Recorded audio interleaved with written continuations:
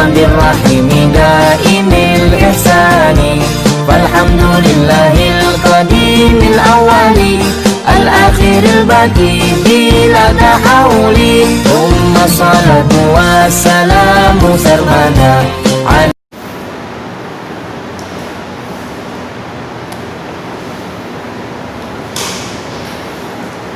Assalamualaikum warahmatullahi wabarakatuh.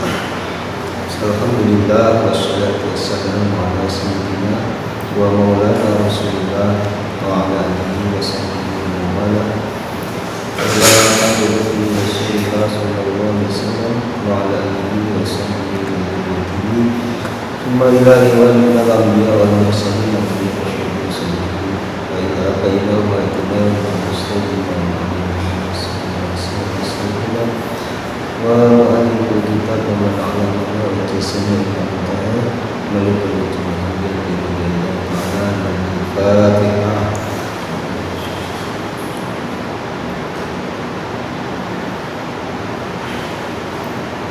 At-Tirmidzi al-Ahsan. Santri-santri yang berbahagia, rahmatullah ta'ala, kita bersyukur pada Allah SWT yang telah memberikan waktu dan kesempatan kita untuk bisa melanjutkan ngaji pada malam hari ini. Mudah-mudahan apa yang kita lakukan senantiasa bermanfaat dan mendapatkan berkah dari Allah SWT. Melanjutkan kajian kita tentang pentingnya berakhlak dan berbudi pekerti yang baik. Qala mu'allifu rahimahullah ta'ala wa nafa'ana bihi wa bihi wa amatana bismihi wa a'ada ila min barakatihi jalan. Bismillahirrahmanirrahim. Wa kadzaliki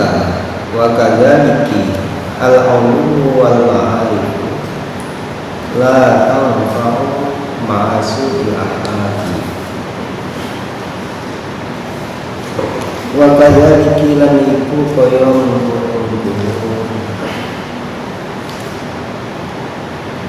al-fatat la takunu muqtadaratan bainan nas bijamaliha ila akhiri. Al-ulum tawi pira-pira ilmu wal ma'arifu lan pengetahuan iku la ta'au ora bermanfaat apa al-ulum wal ma'arif ma'a su'il akhlaki sertane awalnya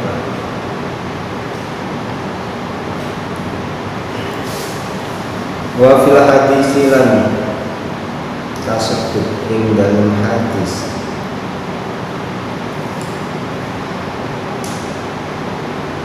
inna asyaddan nasi 'adaban yaumal qiyamati alimun la yanfa'hu Allahu bi'ilmihi.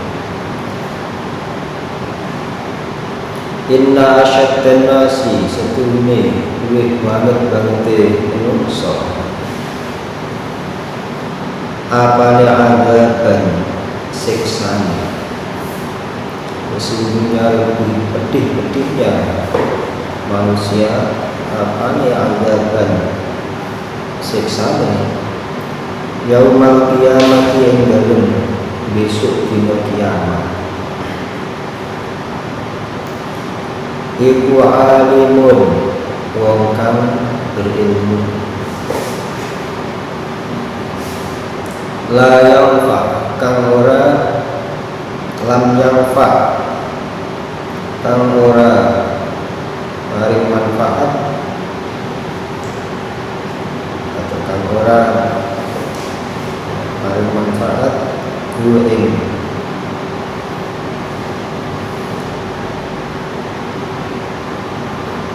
alim sapa Allah Gusti Allah bi ilmihi kelawan ilmunya alim.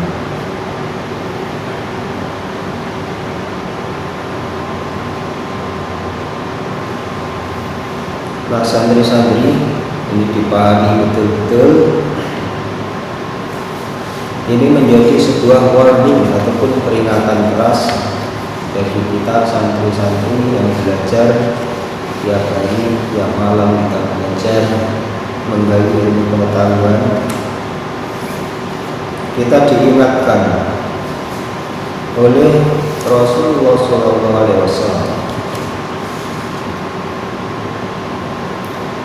inna asyaddan nasa adzaban yawmal qiyamah alimun lam yarfa'ullah bi'ilmi.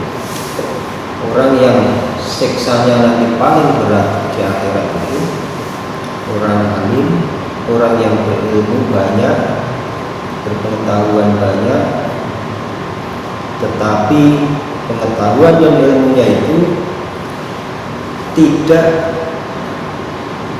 bermanfaat atau tidak dikasih manfaat oleh Allah dari ilmu dan pengetahuannya, sehingga tidak berguna sama sekali ilmunya itu, tetapi malah justru hanya akan memperberat siksanya nanti di akhirat dan akan memperberat pertanggungjawabannya nanti. Makanya musannif mengatakan al-ulum wal ma'arif la tanfa'u ma'asul akhlaq. Ilmu pengetahuan itu tidak bermanfaat bila mana disertai dengan akhlak yang buruk, akhlak yang tidak baik. Kenapa? Karena pengetahuan itu seharusnya menjadi lentera, menjadi penerang yang menunjukkan kepada orang yang memilikinya itu akan hal-hal yang harus dijalani, hal-hal yang harus dilakukan. Tetapi apabila orang yang memiliki ilmu pengetahuan itu tahu segalanya dan tidak dilakukan, tahu yang benar tidak dijalaninya, tahu jalan yang benar tapi tidak ditempuhnya, maka yang akan tersesat. Jadi tidak ada gunanya sama sekali. Seperti halnya kita berada dalam satu suasana yang gelap di malam hari, ketepatan PLN mati seperti tadi malam mati, rembulan tidak terbit, kemudian bintang-bintang juga tidak bersinar, tidak ada satu pun cahaya. Kita berjalan di tengah kegelapan, apa yang terjadi? Maka kita tidak tahu mana jalan yang halus, mana jalan yang terjal. Kita juga tidak tahu mana ada lubang, mana yang tidak. Ini kalau orang tidak punya pengetahuan, tidak punya ilmu. Kalau orang tidak punya ilmu, gelap hidupnya. Nyaris dia akan terperosok ke dalam jurang dan nyaris akan jatuh karena tidak tahu jalan.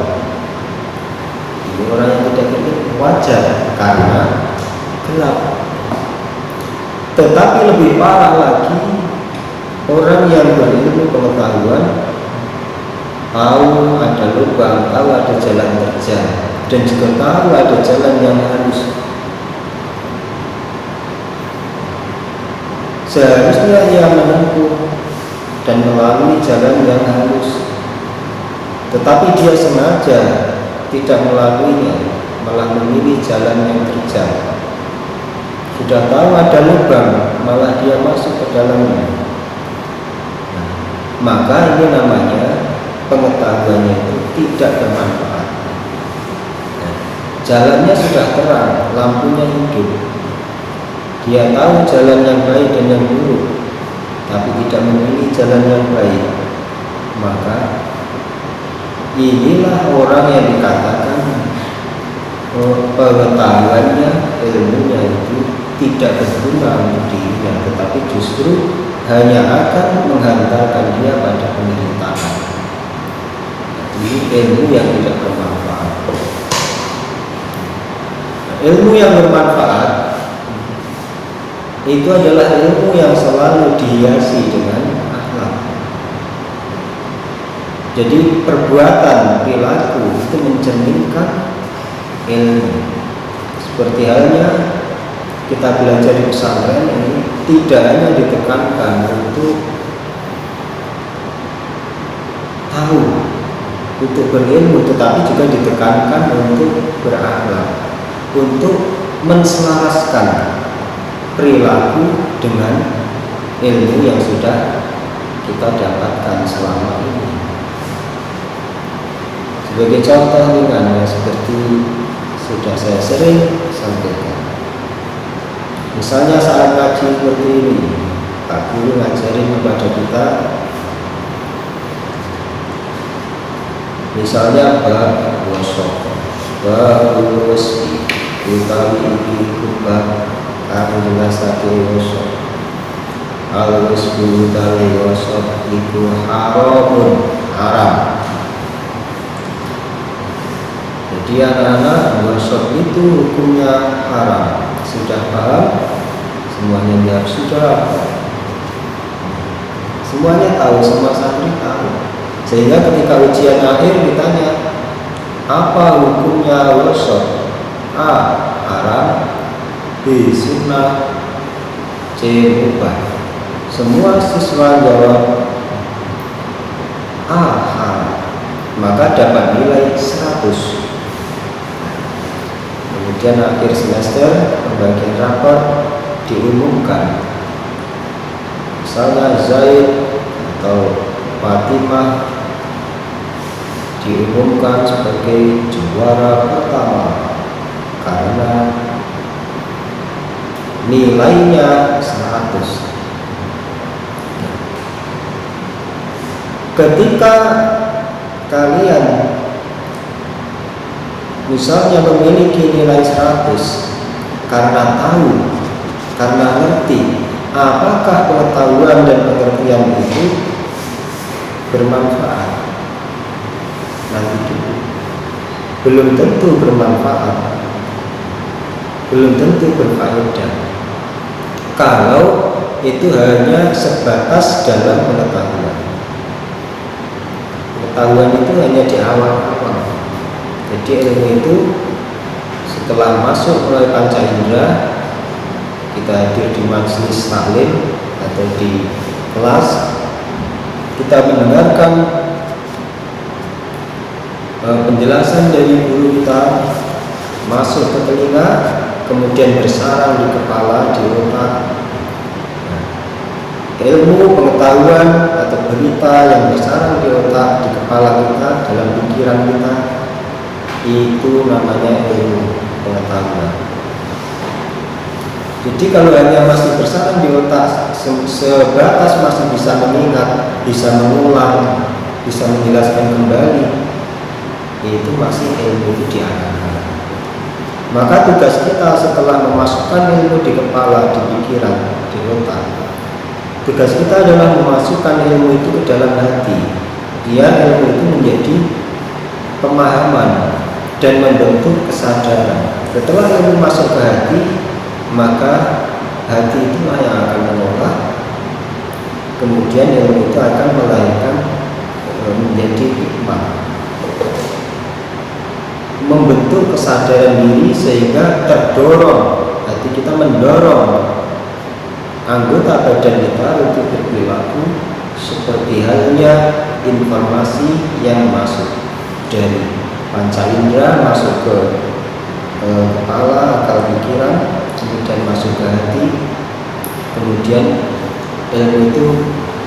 bergolak di dalam hati kita akan merubah suasana hati kita.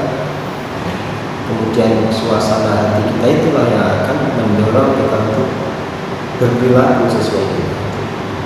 Makanya tugas kita santri yang belajar itu tidak hanya mengetahui, tidak hanya mengerti, tetapi tugas kita adalah untuk memahami dan mengamalkan. Itu ilmu yang bermanfaat. Jadi orang yang berilmu itu semakin tambah ilmunya, itu semestinya semakin baik perilakunya, karena dia semakin tahu. Wal fatatul muta'allimatu idza taghayyarat akhlaquha wa fasadat siratuha yakrahuhan nasu aksara minal jahiliyah. Jadi perbandingan antara orang berilmu dengan orang bodoh yang sama-sama akhlaknya tidak baik, sama-sama perilakunya tidak baik, itu nilainya lebih parah mana? Wal fatatu lan utawi pemudi, seorang pemudi atau pemuda, al muta'allimatu kan terdidik ilmu pengetahuan, pengetahuannya banyak atau terpelajar. Seorang anak muda yang terpelajar, idza taghayyara nalikane owah berubah apa akhlake al-fatat wa fasadat lan rusak apa siratuha prilakune al-fatat yakrahu mongko benci, bakal benci ing al-fatat sapa an-nafsu manungsa aksara luwih akeh minal jahilati ketimbang saking wong kang bodoh. Jadi sama-sama tidak baiknya akhlaknya antara orang yang terpelajar dengan orang yang tidak belajar, antara santri dengan orang yang bukan santri. Sama-sama akhlaknya buruk, maka nilainya, nilai keburukannya, nilai tercelanya itu lebih besar orang yang terpelajar daripada orang yang bodoh. Li'annaha ta'allamat walakinnaha ma'amilat ya ilmi. Li'annaha kronos kulli al-fatat iku ta'allamat. Teman-teman harus ngerti, teman-teman harus belajar. Walakinnaha angin tetapi al-fatat iku ma'amilat ora ngelakoni sapa al-fatat bi ilmiha kelawan pengetahuan al-fatat. Walaisa lan ora ono iku ing dalem rasane al-fatat apa ayu udrin halangan atau uzur tidak yang dalam mengkumpul ma'amilat ini.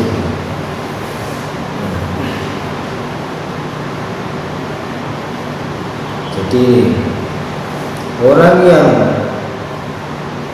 berpengetahuan, berpendidikan, santri, kok sampai perbuatan tingkah lakunya tidak baik, itu akan dicela di masyarakat lebih besar daripada orang yang tidak pernah belajar, tidak pernah mondok, kemudian akhlaknya tidak baik. Oleh karena itu, di sini kami pesankan pada santri-santri di mana saja berada, baik di lingkungan sekolah, di lingkungan pondok, lebih-lebih ketika kembali ke masyarakat, di rumah misalnya, di pasar, ketika dekat dengan orang tua, dan atau ketika jauh dari orang tua, jauh dari guru, tetaplah berakhlak yang baik, berperilaku yang baik. Karena yang menjadi ukuran, menjadi kontrol atas diri kita itu bukan guru, bukan orang tua sejatinya. Orang tua, guru itu hanyalah melatih. Jadi kita ditempa di sekolah dan seterusnya itu hanya dilatih, latihan saja. Prakteknya ketika yang memilih, yang mengawasi itu tidak ada. Disitulah kita betul-betul diuji. Kalau kita sudah tidak ada yang mengawasi, guru ataupun orang tua, kita tetap berakhlak yang baik, berperilaku yang mulia, berarti sudah berhasil. Tetapi kalau kalian berbuat baiknya manakala dilihat oleh guru atau orang tua, dan ketika sendirian atau ketika jauh dari guru, jauh dari pengawasan orang tua, kalian berbuat pelanggaran, berbuat yang tidak baik, maka berarti gagal dari belajar. Dan kalian harus belajar lagi. Inilah seperti hadis atau peringatan yang disampaikan. Al-ilmu la yanfa'u hadza. Ilmu itu tidak serta-merta berguna atau memberikan manfaat bila mana hanya ilmu saja. Malam ditawaj guru biqalam. Selagi pemilik ilmu itu tidak mau menghiasinya dengan apa-apa. Nah, santri-santri, inilah mungkin sedikit yang kita kaji pada kesempatan kali ini. Mudah-mudahan santri-santri semua bisa paham, bisa menjadi pedoman pengingat kita dalam kehidupan sehari-hari untuk bisa selalu berperilaku yang baik dengan pengawasan Allah, kemudian dengan bimbingan ilmu yang sudah kita dapatkan menjadi alat kita untuk berbuat baik. Jadi di mana saja jadikan Allah sebagai kontrol, sebagai pengawas. Di mana bumi dipijak, di situ langit dijunjung. Dimanapun kita berada, langit tetap ada di atas kita. Langit tetap bisa kita lihat. Allah tetap mengawasi kita. Wallahu muwaffiq ila aqwamit thoriq. Wallahu a'lam bishawab. Ya Allah wa bihamdihi. Assalamualaikum warahmatullahi wabarakatuh. مولاي صل وسلم دائما أبدا على حبيبك خير الخلق كلهم. مولاي صل وسلم دائما أبدا على حبيبك خير الخلق كلهم.